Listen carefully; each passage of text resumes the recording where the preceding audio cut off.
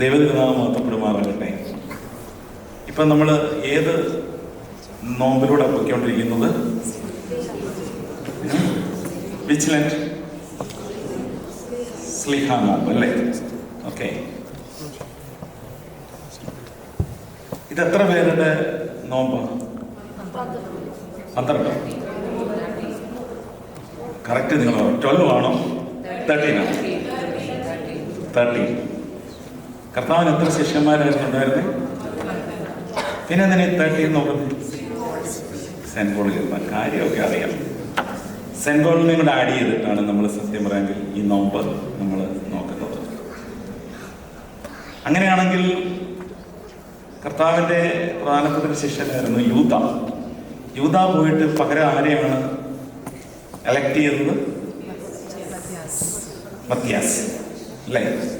Mathias. കർത്താവിൻ്റെ ശിഷ്യന്മാരെ തിരഞ്ഞെടുക്കുവാനുള്ള minimum qualities എന്തായിരുന്നു?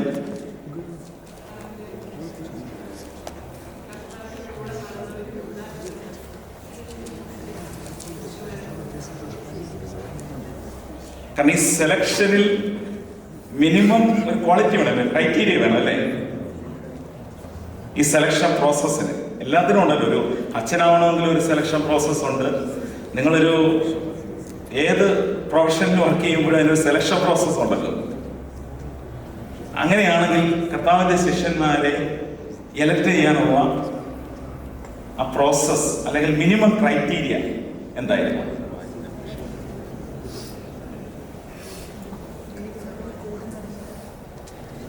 മീൻപിടുത്തം. ഓക്കെ, ആൻസർ ചുങ്കപ്പെരിവ് ടാക്സ് കളക്ടേഴ്സ് ആയിരുന്നു. ഓക്കെ,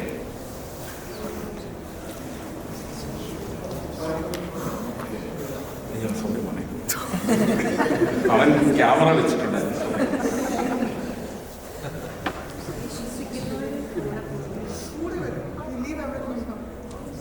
എല്ലാം വിട്ട്. ഓക്കെ, ശരി. മറ്റെന്തെങ്കിലും?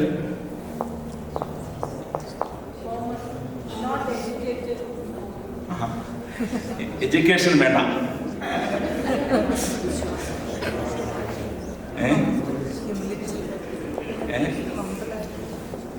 ലിറ്ററസി ആവശ്യമില്ല. എന്താ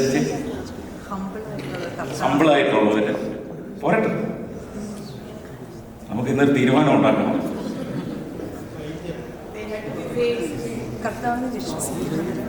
വിശ്വസിക്കുന്നവര് പറയുമ്പോൾ അതുപോലെ ചെയ്യുന്നവര്, അനുഗമിക്കാൻ പറഞ്ഞാൽ അനുഗമിക്കുന്നവര്. ഓക്കെ, ഫോളോ മീ എന്ന് പറഞ്ഞു കഴിഞ്ഞാൽ ഫോളോ ചെയ്യണം. ഓക്കെ, എന്നാൽ ഇതൊന്നുമല്ല.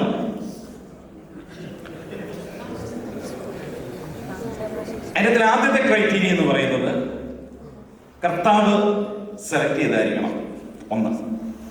12 പേരല്ലേ കർത്താവ് സെലക്ട് ചെയ്തുള്ളൂ. അപ്പൊ ആ സെലക്ഷൻ പ്രോസസ്സ് കർത്താവായിരിക്കണം സെലക്ട് ചെയ്യുന്നത്. അല്ലാതെ ഇത്രയും ക്രൈറ്റീരിയ അല്ലെങ്കിൽ ഇത്രയും കാര്യങ്ങളൊക്കെ ഓക്കെ ആയിട്ടുള്ള ഒരാള് കർത്താവ് സെലക്ട് ചെയ്തിട്ടില്ല. അങ്ങനെയാണ് എത്രയോ പേരോടുണ്ടായിരുന്നല്ലേ? എത്രയോ ടാക്സ് കളക്ടേഴ്സ് ഉണ്ടായിരുന്നു, എത്രയോ ഫിഷർമെൻസ് ഉണ്ടായിരുന്നു, എത്ര ആൾക്കാരുണ്ടായിരുന്നു. പക്ഷെ ഫസ്റ്റ് ക്രൈറ്റീരിയ എന്ന് പറയുന്നത്. രണ്ടാമത്തെ ക്രൈറ്റീരിയ നമുക്ക് കാണണമെങ്കിൽ ആക്ട് ഓഫ് അപ്പോസ്റ്റൽ എടുക്കണം. കാരണം മത്യാസിനെ എങ്ങനെയാണ് തിരഞ്ഞെടുത്തതെന്ന് നോക്കുമ്പോഴേ അറിയത്തുള്ളൂ പിന്നീടുള്ള ക്രൈറ്റീരിയ എന്താണെന്നുള്ള കാര്യം. അപ്പൊ അതറിയണമെന്നുണ്ടെങ്കിൽ act of apostle chapter 1 verses 22-23 ഒന്ന് വായിച്ചു. Jesus of Nazareth was a man whose divine authority was clearly proven to you by all miracles and wonders, which God performed through you yourselves know as what is happening here on earth. In accordance with his own plan, God has already decided that Jesus would be handed over to you and you would be killed, and you killed him by letting sinful men crucify him. Okay. ഞാൻ അതിന്റെ മലയാളം ഒന്ന് വായിക്കുന്നു. ആകയാൽ കർത്താവായ യേശു യോഹന്നാന്റെ സ്നാനം മുതൽ നമ്മെ വിട്ട് ആരോഹണം ചെയ്ത നാൾ വരെ നമ്മുടെ ഇടയിൽ സഞ്ചരിച്ചു പോകുന്ന കാലത്തെല്ലാം ഞങ്ങളോടുകൂടെ നടന്ന പുരുഷന്മാരിൽ ഒരുവൻ ഞങ്ങളോടുകൂടി അവന്റെ പുനരുത്ഥാനത്തിന് സാക്ഷിയായി തീരണം. എന്റെ ക്രൈറ്റീരിയ എന്താന്ന് ചോദിച്ചു കഴിഞ്ഞാൽ അതല്ല തോന്നുന്നു വായിച്ചത് അല്ലേ? അത് തന്നെയല്ലേ വായിച്ചത്? അതല്ല വായിച്ചത്. 22-23 ആയിരുന്നു ഞാൻ പറഞ്ഞത്, അതല്ല വായിച്ചത്. ഓക്കെ, അതിനകത്ത് ഒന്നുമില്ല, വളരെ സിമ്പിൾ ആണ്. കർത്താവിന്റെ സ്നാനം മുതൽ എവിടെ വരെ? റിസറക്ഷൻ വരെ സാക്ഷിയായിരിക്കുന്ന ഒരു വ്യക്തിയായിരിക്കണം. ഇപ്പൊ ഫസ്റ്റ് ക്രൈറ്റീരിയ എന്ന് പറഞ്ഞാൽ നമ്മൾ പറഞ്ഞു, കർത്താവ് നേരിട്ട് എലക്ട് ചെയ്തായിരിക്കണം, സെലക്ട് ചെയ്തായിരിക്കണം. രണ്ടാമത്തെ ക്രൈറ്റീരിയ നമ്മൾ ഇവിടെ കാണുന്നത് മത്യാസിനെ എലക്ട് ചെയ്യുമ്പോഴാണ്. മത്യാസിനെ എലക്ട് ചെയ്യാനുള്ള ക്രൈറ്റീരിയ ഇവിടെ പറയുന്നത് എന്തുവാണ്? കർത്താവിന്റെ സ്നാനം മുതൽ, ബാപ്റ്റിസം മുതൽ എവിടെ വരെയാണ്? റിസറക്ഷൻ വരെ ആരോടൊപ്പം സഞ്ചരിച്ചവനായിരിക്കണം? കർത്താവിനോടൊപ്പം സഞ്ചരിച്ചവനായിരിക്കണം. ഇതാണ് ശിഷ്യന്മാരെ തിരഞ്ഞെടുക്കുമ്പോഴുള്ള അതിന്റെ ക്രൈറ്റീരിയ എന്ന് നമുക്ക് തന്നെ പറയാം. കാരണം മത്യാസിനെ തിരഞ്ഞെടുക്കുമ്പോൾ ഇതാണ് വെച്ചിട്ടുണ്ടെങ്കിൽ തീർച്ചയായിട്ടും ആ ഒരു പ്രോസസ്സിന്റെ ഭാഗമായിരുന്നു ബാക്കി 12 പേര് വന്ന് നമുക്ക് തീർച്ചയായും. മറ്റൊന്നും വേദപുസ്തകത്തിൽ ഇതിനെക്കുറിച്ച് കൂടുതലായിട്ടൊന്നും പറയുന്നില്ല.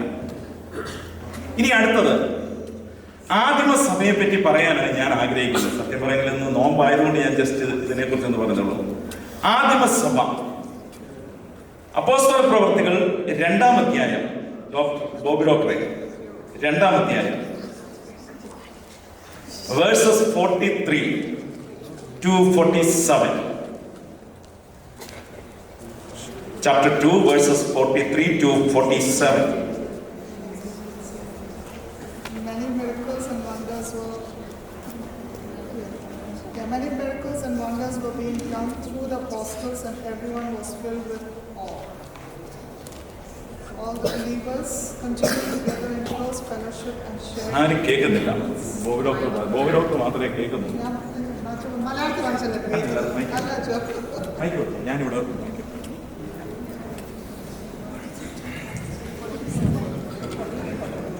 Many miracles and wonders were being done through the apostles, and everyone was filled with awe.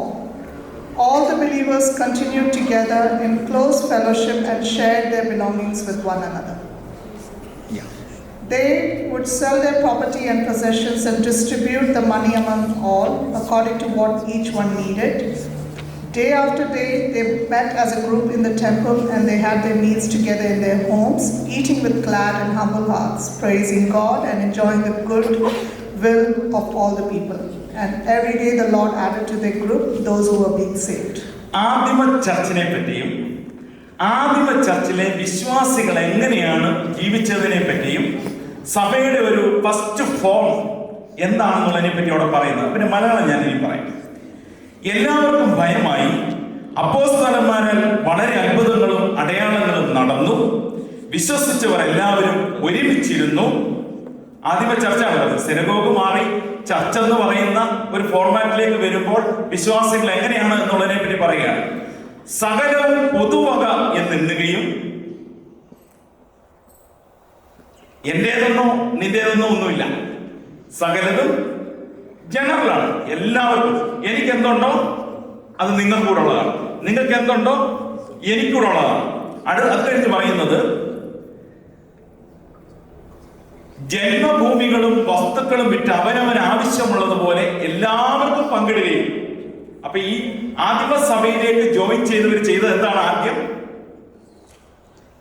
അവര് ജനിച്ച അവന്റെ മണ്ണും അവന്റെ സ്ഥലവും എല്ലാം സെയിൽ ചെയ്തതിനു ശേഷമാണ് ഈ ആദിമസഭ എന്ന് പറയുന്ന സഭയിലേക്ക് വരുന്നത്. പിന്നീട് ഒരുമനപ്പെട്ട് ദിനം പ്രതി ദേവാലയത്തിൽ കൂടി വരികയും. കണ്ടോ, ദേവാലയം എന്ന് പറയുന്ന ഒരു വാക്കൊക്കെ അവിടെയാണ് വരാൻ തുടങ്ങുന്നത്. ദേവാലയം എന്ന് ഒരുമനപ്പെട്ട്, കാരണം ഇതെല്ലാം വിറ്റതിന് ശേഷം ഇവരെന്ത് ചെയ്തെന്നാണ് പറയുന്നത്? ഒരുമിച്ച്, ഇന്ന് നമ്മൾ ഇരിക്കുന്നത് പോലെ ഒരുമിച്ചിരുന്ന് ദിനം പ്രതി ദേവാലയത്തിൽ കൂടി വരികയും. ദേവാലയത്തിൽ, എവിടെയെങ്കിലും മറ്റു സ്ഥലമാണ് പറയുന്നില്ല, ദേവാലയത്തിൽ കൂടി വരികയും വീട്ടിൽ അപ്പം നുറുക്കിക്കൊണ്ട് ഉല്ലാസവും ഹൃദയപരമാർത്ഥതയും കൊണ്ട് ഭക്ഷണം കഴിക്കുകയും ദൈവത്തെ സ്തുതിക്കുകയും സകല ജനത്തിന്റെ കൃപ അനുഭവിക്കുകയും ചെയ്തു. കാരണം ഓട്ടോമാറ്റിക്കലി നമ്മുടെ അച്ഛൻ എത്തിക്കഴിഞ്ഞു.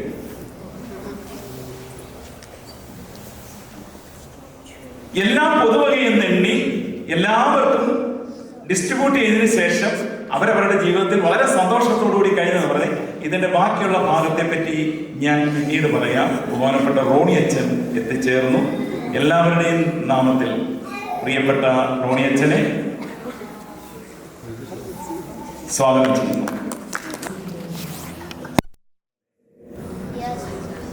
ശ്രദ്ധിയായിരിക്കട്ടെ. പെട്ടെന്നുള്ള വെൽക്കമായിരുന്നു. അച്ഛനെ ഞങ്ങൾ വെയിറ്റ് ചെയ്തിട്ടുണ്ട്. Okay, sorry. വൈകിട്ട് കുർബാന ഉണ്ടായിരുന്നു, സർവീസ് ഉണ്ടായിരുന്നു, അതുകൊണ്ട് ലേറ്റ് ആയിപ്പോയത്. ഞാൻ അതുകൊണ്ട് പറഞ്ഞു അച്ഛനാണ് പ്രധാന ശാന്തി എന്ന്. ഞാൻ ശാന്തിക്കാരനായിട്ട് എനിക്ക് വളരെ താങ്ക് യു. ഞാൻ അച്ഛനെ ആദ്യമായിട്ടാണ് കാണുന്നത്. ഞങ്ങൾ ഫോണിൽ വിളിച്ചിട്ടുണ്ട്, അച്ഛമ്മേനെയും വിളിച്ചിട്ടുണ്ട്. നേരിട്ട് ആദ്യമായിട്ടാണ് കാണുന്നത്. അപ്പോൾ ഈ കമ്മ്യൂണിറ്റിയിൽ ഞാനിപ്പോൾ പലതവണയായി വരുന്നത്. ഒത്തിരി സന്തോഷമാണ് എപ്പോഴും വരുമ്പോൾ. കാരണം കൂടുതൽ ആക്റ്റീവായിട്ടും ഒരുമിച്ച് പ്രാർത്ഥിക്കുകയും ഒരുമിച്ച് സ്നേഹം പങ്കുവെക്കുകയും ചെയ്യുന്ന കമ്മ്യൂണിറ്റി വരിക എന്നുള്ളത് നമുക്ക് എപ്പോഴും സന്തോഷകരമായിട്ടുള്ള കാര്യമാണ്. ഞാൻ കഴിഞ്ഞ പ്രാവശ്യം വന്നപ്പോൾ പറഞ്ഞായിരുന്നു, കുട്ടികൾ അവർ വചനം വായിക്കുന്നതും the way you read the scripture, the way you read the prayers and actively involving in the prayers, it's so much giving so much joy to see that. And keep it up, keep reading scriptures, love God, love church, and also love your community. It's a big strength for our present life, because we don't know what's world next. We can't predict anything what is going on. Few years back we had COVID and we survived. Then started war, and many times world feel dilemma, anxiety, worries. So in that moment we all need somewhere to hold on. That's our God. He is always there for us, always welcoming us, always walking with us, whether we know or not. He is always walking with us. So feel it, and when you feel it, and it will come out of through your actions, especially when you are in your schools and colleges. The way you deal things, the way you are standing up when you face any difficult conversation or situations, and then you know that's your parents or your priest and your community, that you know that's okay, I follow faith, I have faith, and I have God. I should be little more careful in some areas, little more careful about my talking, my actions. So that's we get from our community. We all have, you will see different churches here, one here and the other church where I am. The way we do things differently, but everything leads to one person, our loving God. So we will be doing things differently, but we are worshipping one same God, and who is always loving, merciful, forgiving, and caring. So give your each moments to God, and today I'm very happy in this prayer meeting, and we celebrate birthday of, I was used to call Merin Chechi, and last week I came to know I am older. അത് എന്നെക്കാളും maturity കാണിച്ചുകൊണ്ടായിരിക്കും എനിക്ക് ചേച്ചിയെന്ന് തോന്നിയത്. അപ്പോൾ happy birthday, and God bless you. And എൻ്റെ അയൽവക്കക്കാരായിരുന്നു, അപ്പോൾ ഒത്തിരി support എനിക്ക് തന്നിട്ടുള്ളവരാണ്. ഒറ്റയ്ക്കായിരുന്നു ക്ലീവ്ലൻഡിൽ.